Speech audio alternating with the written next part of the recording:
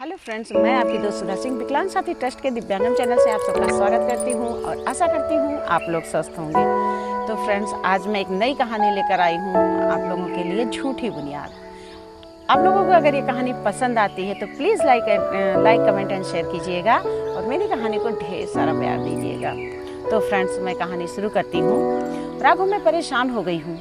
कोई लड़की तुम्हें पसंद ही नहीं आती। जिस भी लड़की की बात करो, जिस भी लड़की की पिक दिखाओ, तुम्हें उसमें हर एक में मीन मेक नजर आती है। तुम्हारे हिसाब से तो तुम्हारे लिए कोई लड़की बनी ही नहीं है। माँ रूपम ने गुस्से में अपने बेटे से कहा, मम्मा, मेरी किस्मत में जो भी होगा वो मुझे देखते ही पसंद आ जाएगी। आप क्यों परेशान हो रही हैं? जब मेरी किस्मत में लिखा होगा कि शादी होना है तभी मेरी शादी होगी। और जो है, राघव ने मोबाइल को देखते हुए कहा, हाँ, बस तुम पूरा दिन मोबाइल में लगे रहो। ये नहीं कि कोई लड़की अगर समझ में आती है तो उसके बारे में बात करें। मामा, क्यों परेशान हो रही हो? जो है, कर लूँगा ना। जब कोई लड़की पसंद आ जाएगी तो कर लूँगा ना शादी। तुम आजकल के बच्चे किसी बात को समझते ही नहीं हो। हर चीज़ की उम्र होती है। उम्र निकल जाने के बाद शादी ब्याह में बहुत ज़्यादा दिक्कतें होती हैं। कोई लड़की सही मिलती नहीं है। तुम्हें कोई पसंद भी नहीं है, तुम्हें मेरी पसंद की भी लड़की से शादी नहीं करनी है तो मैं करूँ क्या? सब लोग पूछते हैं कि राघव की शादी कब करोगे, तो मैं क्या जवाब दूँ उन्हें? उनकी माँ ने, रूपम ने गुस्से में कहा, तो माँ, क्या समाज के लिए मुझे शादी करनी है? जब भी मुझे कोई पसंद आएगा मैं बता दूंगा। आप परेशान हो रही हो ना? ओके, ये फैसला मैं आप पर डालता हूँ। अगर आपको कोई लड़की पसंद आती है तो बिना उसमें मीन मेख निकाले मैं उससे शादी कर लूँगा। जो है, राघव ने कहा। रूपम ने कहा, पक्का? राघव ने कहा, हाँ मम्मा, अब की बार मैं ये डिसीजन आप पे डालता हूँ। आप मेरे लिए लड़की पसंद करना और मैं उससे कोई मीन मेख नहीं निकालूंगा और बिना कुछ कहे उससे शादी कर लूँगा। रूपम अपने बेटे की शादी के लिए लोगों से कहने लगती है और वो कुछ लोगों से कहती है कि उसके बेटे के लिए अगर कोई रिश्ता हो, लड़की ऐसे ऐसे चाहिए, अगर कोई रिश्ता होता है तो प्लीज़ बताएं। कुछ दिनों बाद उसकी एक फ्रेंड एक लड़की के बारे में बताती है कि फैमिली अच्छी है और जो है परिवार भी उसका अच्छा है, लड़की भी ठीक है, पढ़ी लिखी है, तो देख लो जरा सा। तो इस पर रूपम भी जब वो उनका बायोडाटा मंगाती है तो उन्हें लड़की काफ़ी पसंद आती है। उस लड़की का नाम सोना होता है। तो रूपम कहती है, जैसे नाम है वैसे इसकी तस्वीर है, उसकी वैसे ही इसकी सीरत लग रही है। उसकी सहेली जो होती हैं वो उन दोनों को मतलब दोनों परिवार को जानती हैं। तो रूपम को लगता है कि उसकी सहेली जो भी बताएंगी वो सही बताएंगी, तो उसने ज़्यादा छानबीन नहीं किया। लड़की देखने सब लोग घर जाते हैं। राघव की मम्मी आज बहुत एक्साइट रहती हैं कि आखिर उन्हें उनकी पसंद की बहू मिल जाएगी। उन्होंने उसे फोटो पर पसंद कर लिया था और बस बातचीत करना बाकी था। रूपम अपने बेटे राघव और अपने पति को लेकर उनके घर पहुंचती, जहां पर उस एड्रेस पर पहुंचती है जिस एड्रेस को उसकी सहेली ने बताया था। जब वो उस घर में दाखिल होती है तो उसे लगता है कि ये घर तो कुछ जाना पहचाना लग रहा है। फिर वो सोचती है कि हो सकता है उसे कुछ गलतफहमी हो गई हो। वो लोग अंदर जाते हैं। वहाँ पर उनका स्वागत बहुत धूमधाम से होता है। लड़की की मम्मी पापा उन लोगों से बहुत अच्छे से मिलते हैं। उनकी मम्मी अपनी बेटी की ही तारीफ कर रही होती है कि हमारी सोना ऐसी है, हमारी सोना ने ये बनाया, हमारी सोना ने ये किया, तो काफ़ी तारीफ करती हैं, जिस पर थोड़ा सा रूपम को अजीब लगता है। वो सोचती है कि जब भी कोई लड़की अगर उसके अंदर इतनी काबिलियत है तो बाद में पता ही चल जाएगा, तो इसमें सब बताने की क्या ज़रूरत है। थोड़ी देर बातचीत करने के बाद बातें होती हैं कि लड़की को आप ले आइए। तो सोना की माँ अपनी बेटी सोना को लेकर आती हैं। सोना काफ़ी सादगी से तैयार हुई रहती है, वो काफ़ी सुंदर लग रही होती है, जिसे देखकर राघव दिल हार जाता है। राघव उसे एकटक देखता रहता है और सोना जैसे ही नीचे ट्रे रखती है, सामने बैठ जाती है, तो इस पर उसकी मम्मी कहती है, अरे बेटा, जो तुमने नाश्ता बनाया है वो नाश्ता सबको खिलाओ ना, देखो कैसा है। तो सोना नाश्ते का ट्रे उठाती है और सबको देने लगती है। तो उसकी मम्मी कहती है कि ये मेरी बेटी सोना ने बनाया है, देखिए बताइए कैसा है। यहाँ पर जितना भी नाश्ता है ना, सब मेरी बेटी सोना ने बनाया है।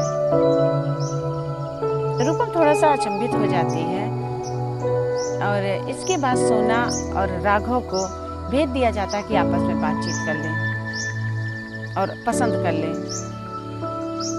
यहाँ पर बातें होती रहती हैं और थोड़ी देर बाद राघव आता है और उनकी मम्मी कहती है जो पेंटिंग देख रहे हो ना बेटा, ये हमारी बेटी ने बनाया है और जो लोग आते हैं इसकी बहुत तारीफ करते हैं। मेरी बेटी सर्वगुण संपन्न है। उस समय फिर रूपम कुछ नहीं बोलती हैं।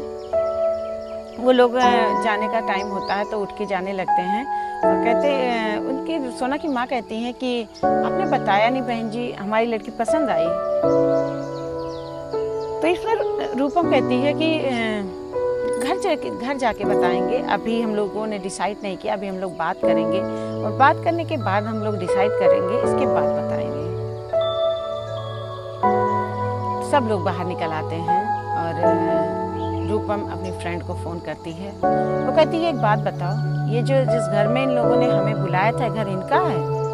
तो उसकी सहेली कहती है कि नहीं मुझे नहीं पता है, लेकिन इन्होंने तो यही बताया कि ये घर उनका है। तो उसकी सहेली कहती है तुम्हें अनुपम याद है ना? तो उसकी सहेली कहती है हाँ।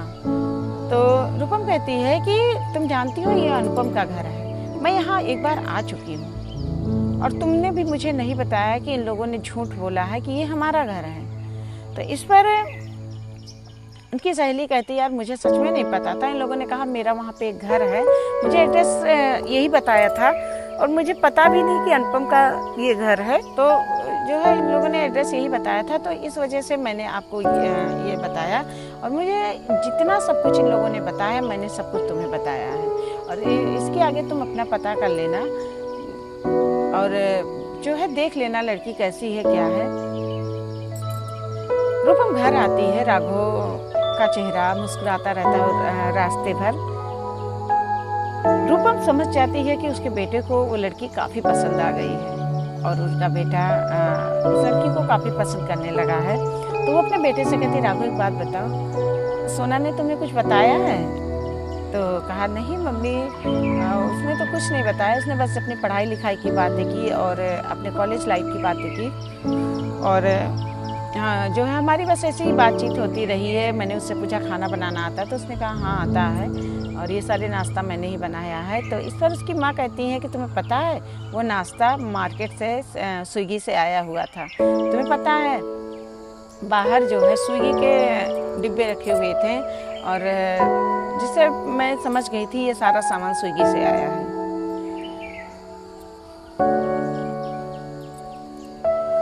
तो इस पर राघव कहता है माँ पर उसने तो ये बताया था कि ये सारा नाश्ता मैंने बनाया है। तो उसकी माँ कहती है नहीं बेटा, उन लोग झूठ बोल रहे थे और जो पेंटिंग तुमने देखी ना, वो पेंटिंग मैंने प्रदर्शनी लगी हुई थी, ये पेंटिंग मुझे बहुत पसंद आई थी और मैंने कुछ वजह से उस पेंटिंग को नहीं लिया था, मैंने सोचा था बाद में आके लूँगी। तो मैंने उस पेंटिंग में एक टिक लगा दिया था कि मैं यही पेंटिंग आके लूँगी। बाद में मैं गई तो पता चला वो बिक चुकी थी। तो ये वही पेंटिंग है, इसको सोना ने नहीं बनाया है, उसकी माँ झूठ बोल रही है। और इस पर राघव और उसके पिताजी कहते हैं तो फिर ये लोग इतना झूठ क्यों बोल रहे हैं, इनको सच सारी चीज़ें बतानी चाहिए ना। और इस पर उनकी माँ कहती हैं कि बेटा मुझे पता है तुम्हें सोना बहुत पसंद आ गई है, लेकिन सोना को भी झूठ नहीं बोलना चाहिए था, उसे तुम्हें सच बता देना चाहिए था और उसने तुम्हें कुछ बताया नहीं है। और एक बात बताओ ना बेटा कि अगर कोई भी रिश्ते की बुनियाद झूठ पर रखी जाए तो क्या वो रिश्ता आगे चल सकता है? नहीं चल सकता ना। आज जहाँ छोटी छोटी बातों पे वो लोग झूठ बोल रहे हैं, आगे चलकर बड़ी बड़ी बातों पर वो लोग झूठ बोलेंगे और इस तरह सबकी लाइफ में प्रॉब्लम्स होंगी।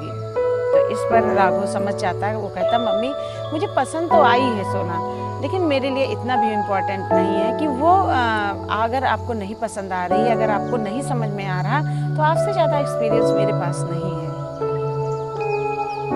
राघव अपनी मम्मी की बात मान लेता है और यहाँ पर घर आकर रूपम अपने फ्रेंड को फ़ोन करती है कि जो लोग इतना दिखावा कर सकते, इतना झूठ बोल सकते, मैं उनके घर शादी नहीं करूँगी। आप उन्हें संदेशा भेज दीजिएगा कि वो लोग कि हमें अपने लड़की की शादी नहीं करूँगा, और वो लोग कम से कम इतना दिखावा ना करें कि लड़की के ऊपर इफेक्ट आए।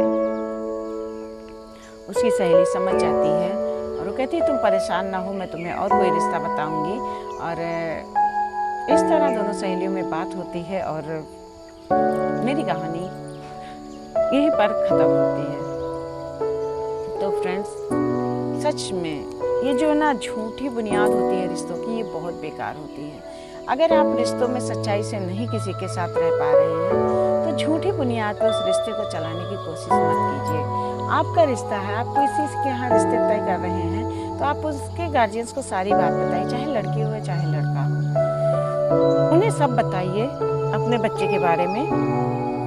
और दिखावा तो बिल्कुल नहीं करना चाहिए कि हाँ मेरे पास ये है, मेरे पास वो है। अगर आप लड़की ब्याह रहे हैं तो और अगर आप ये दिखाएंगे नहीं मैं इतना अमीर हूँ, मेरे पास इतना सब कुछ है, तो लोगों को मतलब अगर आप झूठ बोल रहे हैं तो लोगों को यही लगेगा ना कि अगर आप झूठ बोल रहे हैं तो आपकी बेटी भी झूठ बोल रही होगी।